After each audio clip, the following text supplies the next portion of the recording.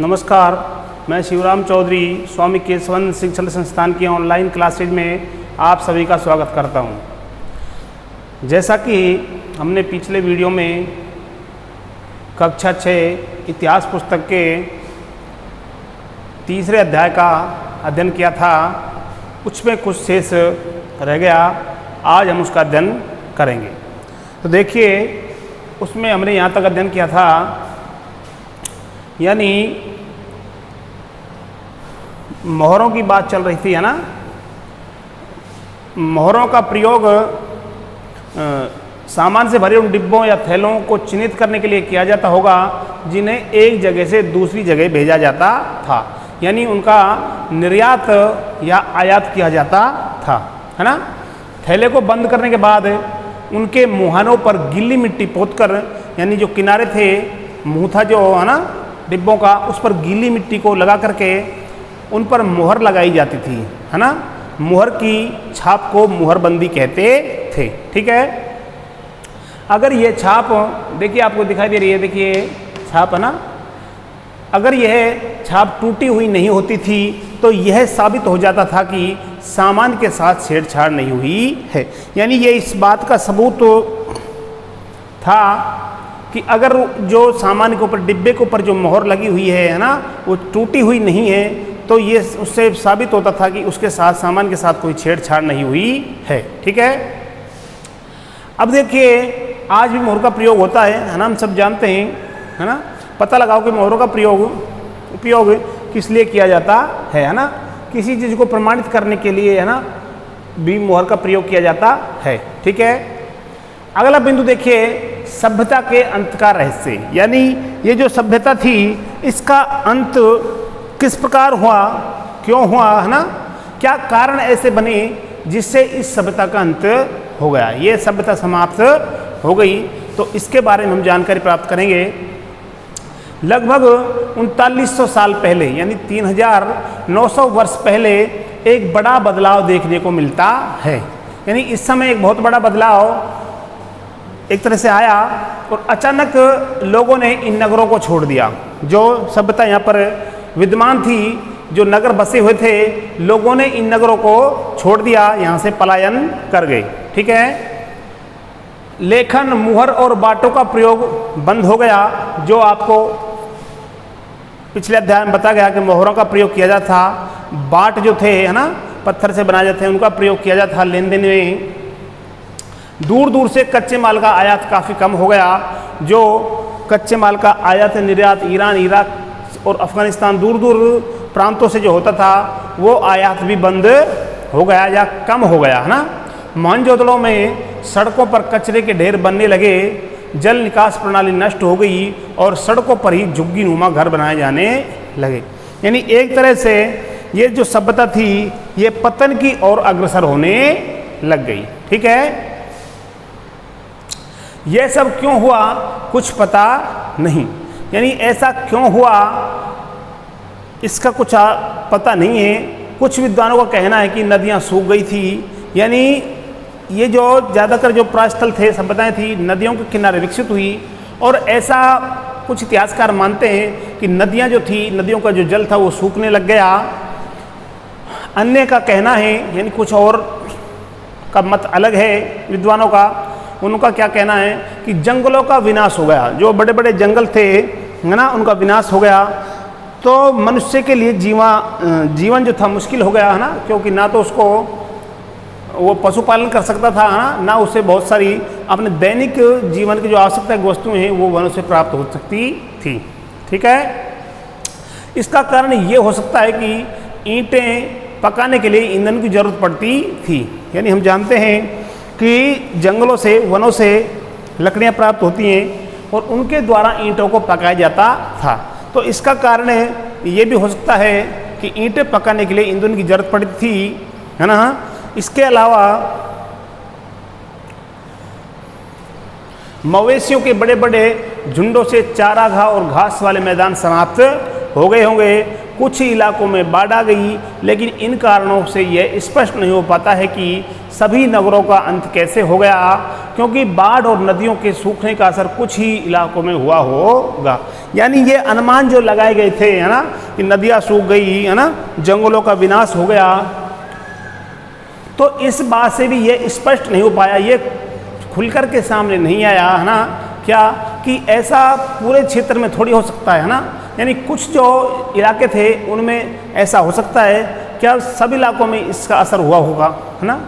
ये बात हमको एक सोचने योग्य है। ऐसा लगता है कि शासकों का नियंत्रण समाप्त हो गया, है ना।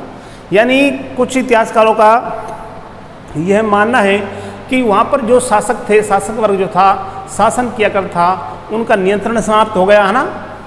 जो भी हुआ हो, परिवर्तन का असर बिल्कुल साफ दिखाई देता है। यानी ये जितने कारण बताए गए हैं, इनमें से कोई भी कारण रहा हो, लेकिन परिवर्तन तो हुआ है और परिवर्तन हमको साफ दिखाई देता है। ठीक है, परिवर्तन से जो असर हुआ, है ना, वो हमको साफ यहाँ पर दिखाई देता है। आधुनिक पाकिस्तान के, यानी वर्तमान में जो पाकिस्तान है, उसके सिंध और पंजाब की बस्तियां उजड़ गई। जो बस्तियां बसी हुई थी, है ना, ग्राम बसे हुए थे, गांव, वो उजड़ गए, एक तरह से वीरान हो गए। कई लोग पूर्व और दक्षिण के इलाकों में नई और छोटी बस्तियों में जाकर बस गए। यानी यहाँ से जाकर के कुछ जो लोग थे, पूर्व और दक्षिण के इलाकों में नई बस्तियाँ और छोटी छोटी बस्तियाँ उन्हें जाकर के बना ली और वहीं पर बस गए। ठीक है, इसके लगभग 1400 साल बाद नए नगरों का विकास हुआ। कितने वर्ष? 1400 वर्ष बाद। ठीक है, इनके बारे में तुम अध्याय 5 और 8 में पढ़ोगे। यानी अगले जो हमारे अध्याय हैं 5 और 8, इनमें हम इनके बारे में विस्तार से पढ़ेंगे। ठीक है, अगला देखिए, अगला बिंदु,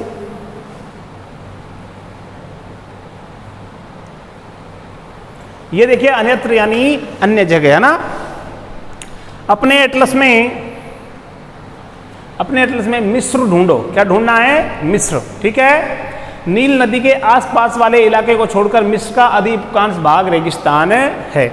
यानी मिस्र में नील नदी बहती है और उसके जो आसपास का जो क्षेत्र है वो हरा भरा है ना, वहाँ पर वन है, जंगल है, लेकिन उसको छोड़ करके मिस्र का जो अधिकांश जो भाग है कैसा है? रेतीला है। वहाँ पर क्या है? रेगिस्तान है और रेती रेत है। ठीक है, लगभग 5000 साल पहले मिस्र में शासन करने वाले राजाओं ने, यानी कहना चाह रहा है कि कम से कम 5000 वर्ष पहले क्या हुआ, जो मिस्र में जो राजा, यानी जो शासक शासन किया करते थे, उन राजाओं ने क्या किया? सोना, चांदी, हाथी दांत, लकड़ी और हीरे जवाहरात लाने के लिए अपनी सेनाएं दूर दूर तक भेजी। यानी इसमें कहना चाह रहा है कि जो शासक जो थे, जो मिस्र में राज किया करते थे, है ना, जिन शासकों का वहाँ पर शासन था, उन्होंने अपनी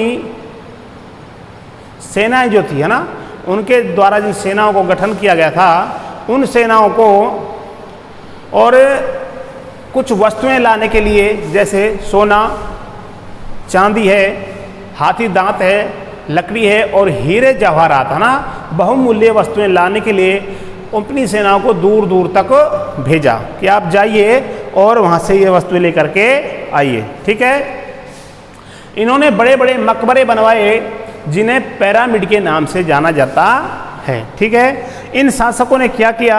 बड़े बड़े मकबरे बनवाए, है ना, और इन मकबरों को क्या कहा जाता था? पिरामिड। ठीक है, प्रश्न बन सकता है कि पिरामिड क्या है, तो आप लिखेंगे मिस्र के शासकों के द्वारा बड़े बड़े मकबरे बनवाए गए जिन्हें पिरामिड कहा जाता है। ठीक है, आगे देखिए, राजाओं के मरने पर उनके शवों को इन्हीं पिरामिडों में दफना कर सुरक्षित रखा जाता था। यानी शासक इन पिरामिडों का निर्माण करवाते और जब शासक की मृत्यु हो जाती तो इन पिरामिडों में ही उनके शव को दफना दिया जाता था और उसको सुरक्षित रखा जाता था। ठीक है, यहाँ पर आपको पिरामिड का चित्र भी दिखाया गया है। इन शवों को मम्मी कहा जाता है। यानी ये जो शव दफनाए जाते थे पिरामिडों में, इनको क्या कहा जाता था? मम्मी। ठीक है।